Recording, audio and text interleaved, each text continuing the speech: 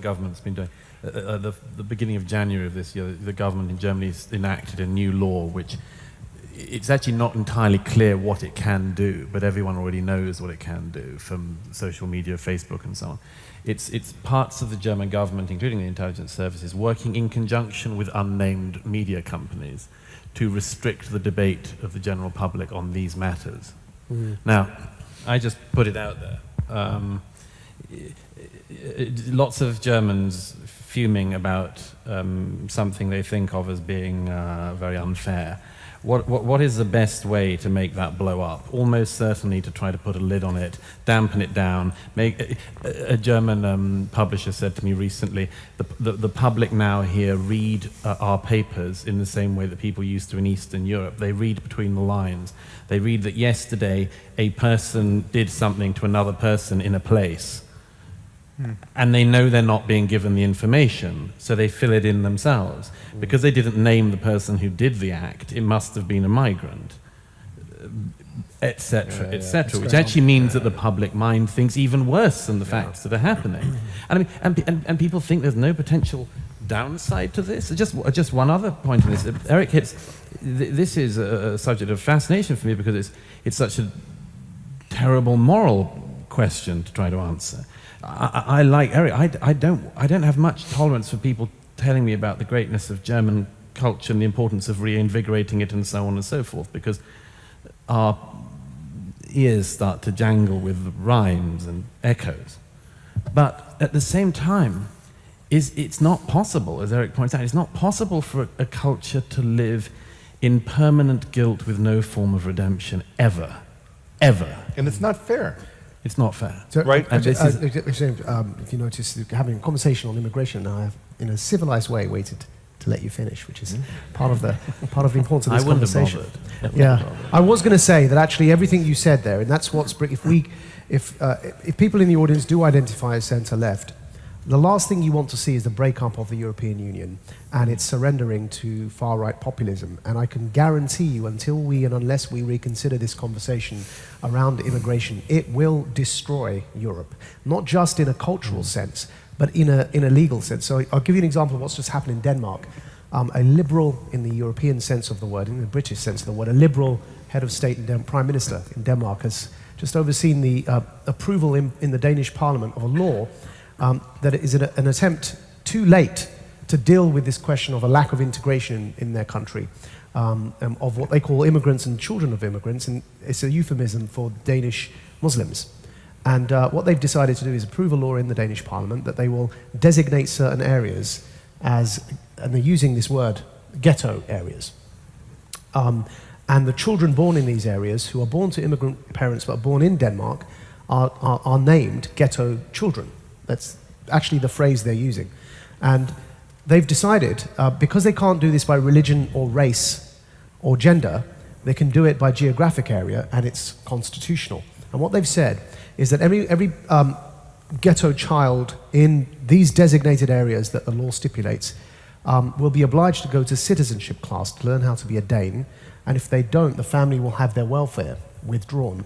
But that doesn't apply to children who are outside of these areas that are the ghetto areas. The other thing they've said is that anyone who commits a crime in these ghetto areas will face double the punishment in criminal law than anyone who commits the same crime outside of these ghetto areas. You can see how a parallel legal system is in danger of developing here.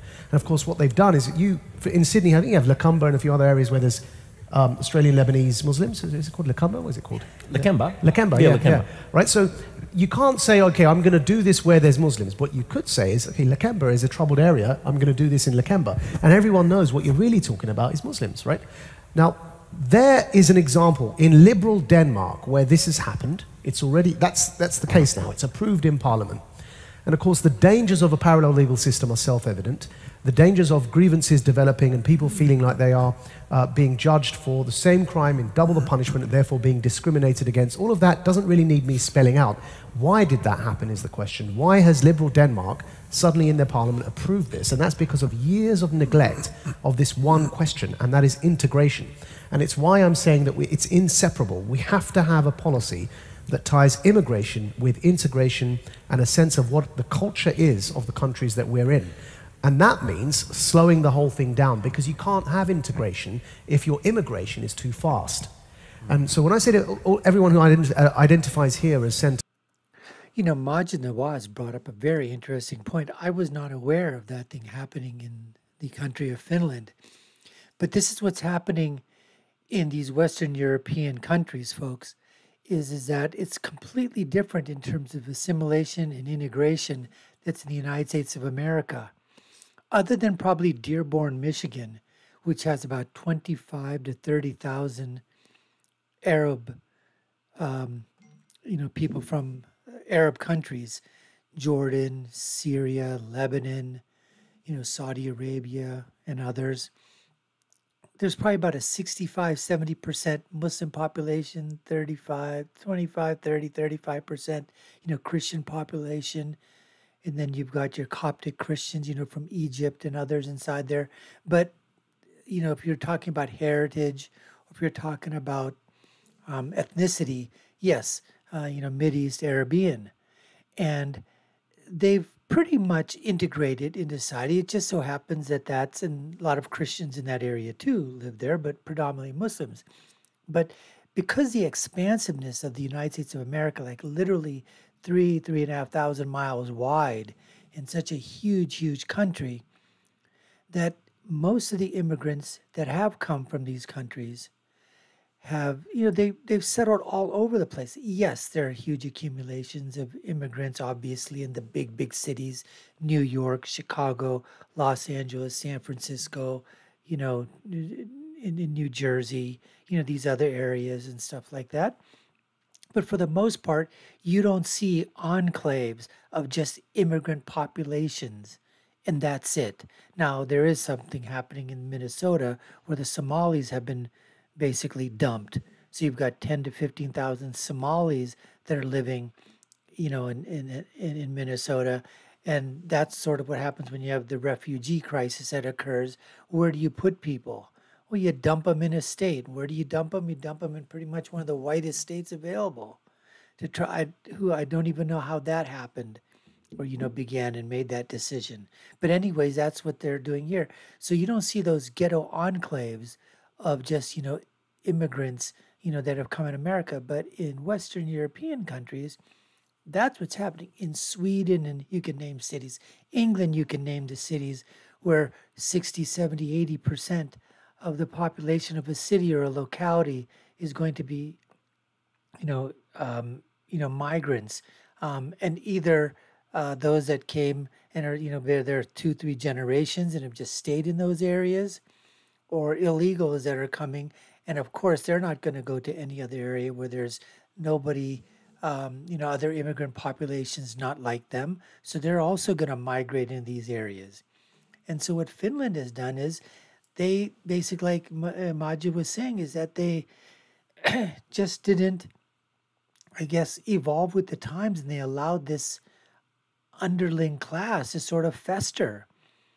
And obviously, with making this law that you're going to have double the time if you're one of these ghetto children, who knows what's going to, but they said that's constitutional because they can do it geographically. If that's going to sort of help alleviate some of the problems that have been caused by these gangs of, and I guess they're Finnish kids now. I mean, they're born in Finland, but the problem is that if they never get to associate literally with the majority of Finnish population, then how are they ever going to integrate and assimilate? And that's what they're trying to do. They're trying to play catch up, and it is so freaking hard to do that. When these kids, even if they're born first, second generation, if they just stay in that area, they've gone to school, they're homeschooled in that area, and their religion is just going to be of one. That's what culture, religion, but you've got to be able to mix with other people. And if you just stay in those designated areas, in those designated localities, those designated cities, I would imagine you probably got those are lower to middle class income, migrant families that maybe have been there for a couple of generations, and the newer migrants that are coming in as well, filtering in. But I would imagine those that have been able to go on to further studies in schools, go on to get professional jobs, are professionals, engineers, lawyers, doctors, accountants, nursing, teach those ones. They probably have left those ghetto areas and have moved out into other areas of Finland and living whole different lives than migrants from similar countries, similar ethnicities. It's to see. Now, as far as, saying for these children that are born there in those ghetto cities to take the Danish citizenship exam and study for that, I think that is brilliant. And if they want to tie that to their welfare payments, abso-freaking-lutely. If you're going to get freebies, you got to do something, because you certainly don't want these kids to become dependent upon the welfare system again. You want them to be able to see what it's like to be Danish. Finnish. You want them to understand what that's all about. You want them to take these classes. And I think it should be even more than that. I think they should have integration classes in terms of what's also outside of the cities that these children and live in, and what type of accessibility they're going to have in terms of going to university and colleges and schools outside of those enclaves. I think that, but like I said, is it too far gone in those countries, and they're starting to try to play catch up with these new laws and policies? Let's hope it can make a difference, folks. Otherwise, Western Europe is really, really in for a load of crap. I mean, the trouble is right on the walls, folks. You know it. We all know it. Anyways, folks, we appreciate you taking the time to watch. You've been watching the Dr. Nasser Sheikh Show. I've been your host. My name is Dr. Nasser. If you haven't done so already, we'd love for you to subscribe to the channel. If you found our content entertaining and valuable, let your comments down below, share them. Check out our other video links above and below. Leave you with my final thought as always: when you're right, you're right, and when you're left, you're wrong. Until next time, folks, take care and stay safe.